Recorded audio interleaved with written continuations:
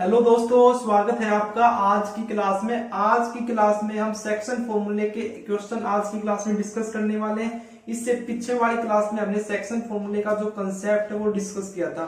Section के जो section formula आपके कैसे निकले थे, उनका जो डेरिवेशन वो हमने देख लिया था। अगर आपने पीछे वाली वीडियो नहीं देखी है तो पीछे वाली वीडियो को देखो ध्यान से कि कहाँ से आपके फॉर्मूले निकल के आए थे। ठीक है, तो आज की क्लास में हम आपके क्वेश्चन डिस्कस करने वाले हैं। क्वेश्चंस को डिस्कस करने से पहले एक बार हम जो पीछे वाली क्लास में हमने जो फॉर्मूले निकाले थे उनके ऊपर एक बार नजर डाल लेते हैं। ठीक है, देख लेते हैं उन फॉर्मूलेस को, एक बार ध्यान से देख लेते हैं। ठीक है, तो सेक्शन फॉर्मूला क्या होता था? Section formula is a formula which is used to find the coordinate of a point which divide any line segment in some ratio. मतलब कि सेक्शन फॉर्मूला वो फॉर्मूला है जो उस पॉइंट के कोऑर्डिनेट को फाइंड आउट करने के लिए यूज में लाया जाता है, जो किसी लाइन को कुछ रेशियो में, कुछ पार्ट्स में, कुछ सेक्शन में डिवाइड करता है। समझ में आया? सिंपल सी लैंग्वेज में समझ लो कि जो सेक्शन फॉर्मूला है वो उस पॉइंट के कोऑर्डिनेट को फाइंड आउट करने के लिए प्रयोग में लाया जाता है, जो किसी लाइन को सेक्शंस में डिवाइड करता है।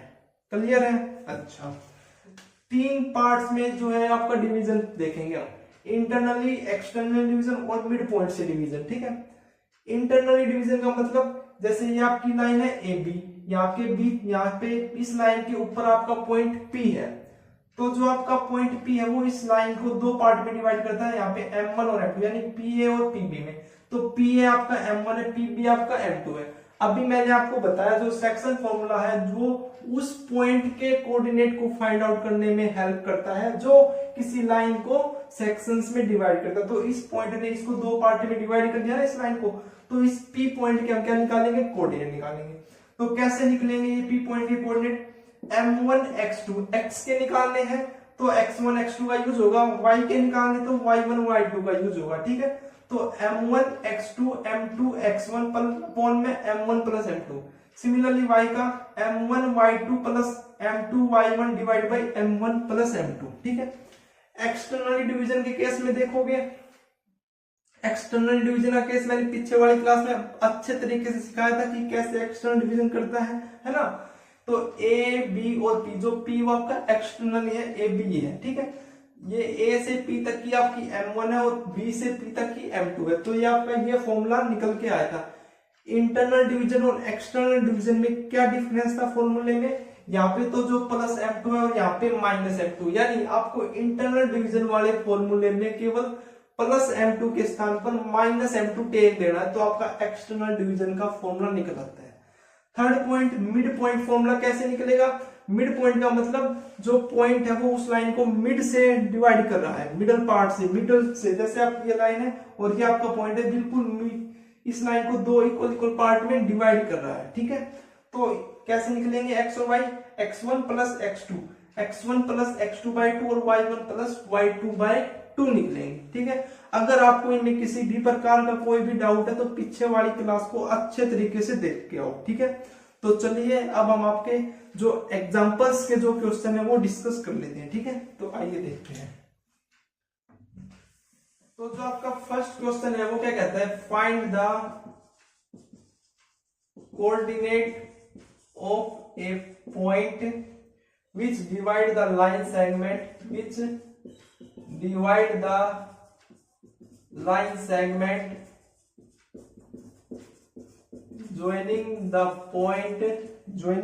point 4 comma minus 3 and 8 comma 5 in the ratio 3:1 respectively. Solution, ये आपका फर्स्ट क्वेश्चन है, एग्जांपल है एनसीईआरटी का। क्या कहता है कि आपको उस पॉइंट के कोऑर्डिनेट निकालने हैं जो आपकी ये लाइन है उनको ज्वाइनिंग करने वाले ये पॉइंट है उसको 3:1 में डिवाइड करता है। तो पता चल गया, सेक्शन फॉर्मूला लगेगा। क्या है देखो, ए और बी आपके ये दो पॉइंट है, क्या है? 4 और -3, 8 और 5। इन दो पॉइंट से मिलकर आपकी एक लाइन बनी है। इस लाइन को जो आपका पॉइंट है वो 3:1 में डिवाइड करता है, मतलब कुछ ऐसे लगा लो। ठीक है, तो यहाँ पे वो पॉइंट है P, तो आपको इस पॉइंट P के क्या निकालने हैं, कोऑर्डिनेट निकालने हैं, ठीक है। तो बाय यूजिंग सेक्शन फॉर्मूला,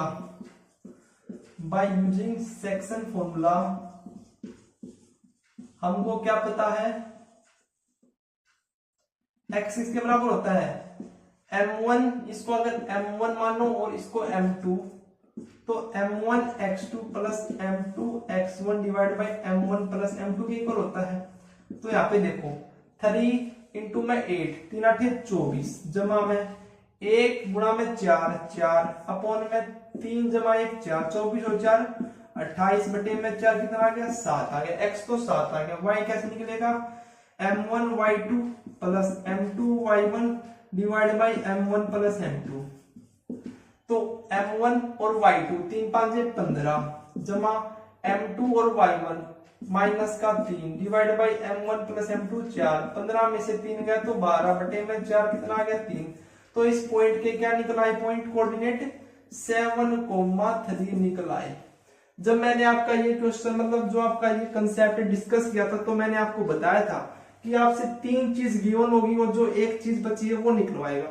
देखो ए गिवन है, बी गिवन है, रेशियो गिवन है, आपसे ये पॉइंट निकलवाया। कभी कभी क्वेश्चन में आपके पास ए गिवन होगा, पॉइंट गिवन होगा, बी गिवन होगा, रेशियो निकलवाएगा, है ना। तो कोई भी 3 चीज गिवन होगी और जो चीज बच गई है वो आपको निकालनी होगी, ठीक है। चलिए नेक्स्ट क्वेश्चन देखते हैं। सेकंड क्वेश्चन है, in what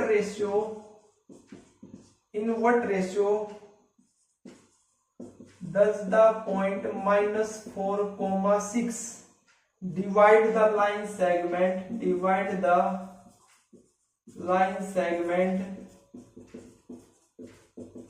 joining the point A -6,10 and B 3,-8। ये आपका सेकंड क्वेश्चन है।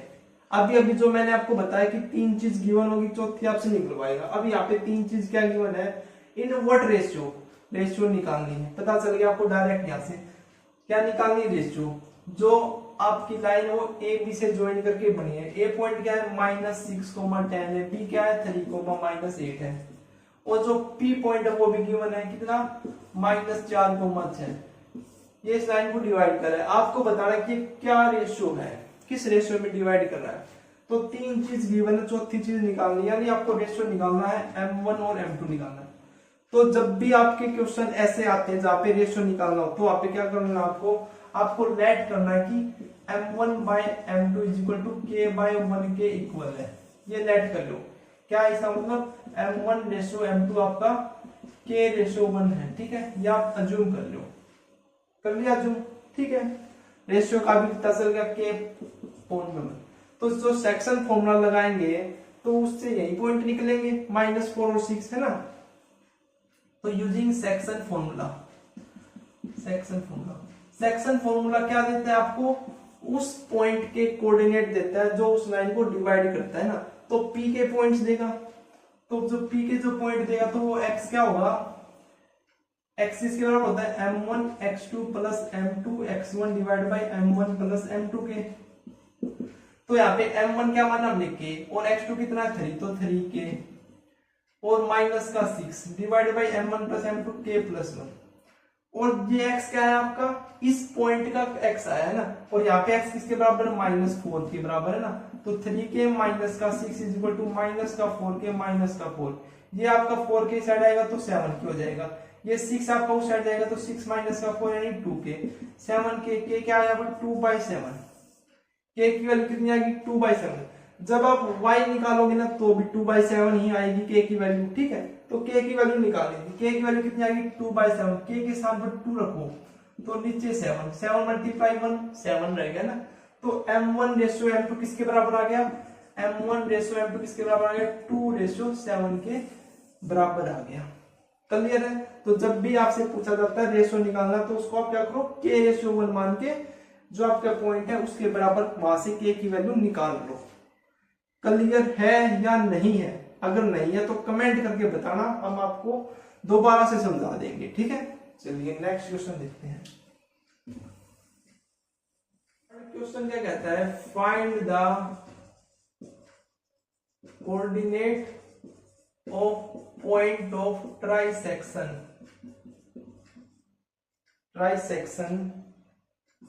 point dividing the line in 3 equal parts of the line joining the point A 2, -2 and B है आपका -7, 4 सॉल्यूशन। ये आपका थर्ड क्वेश्चन है, third example है। क्या कहता है, find the coordinate of a point of trisection. Trisection का मतलब समझो, ट्राइसेक्शन दो शब्दों से मिलकर बना है, ट्राई प्लस सेक्शन। ट्राई का मतलब होता है तीन और सेक्शन का मतलब होता है खंड, पार्ट, यानी 3 पार्ट में लाइन को डिवाइड किया गया है। ठीक है, लाइन कैसे बनी है, ए और बी से मिलकर बनी है। तो ए पॉइंट क्या है आपका 2 -2 और बी क्या है -7, 4। इन दो पॉइंट से मिलकर लाइन बनी है और इस लाइन के 3 पार्ट किए गए हैं।